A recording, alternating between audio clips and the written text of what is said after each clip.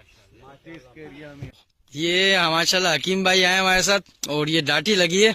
डाटी का साइज देखें आप, बेहतरीन डाटी है और इसके अलावा काले दंदिये भी बेहतरीन साइज के लग रहे हैं। हकीम भाई मजा आ रहा है नहीं आ रहा है? माशाल्लाह माशाल्लाह बहुत जबरदस्त। बस सही है।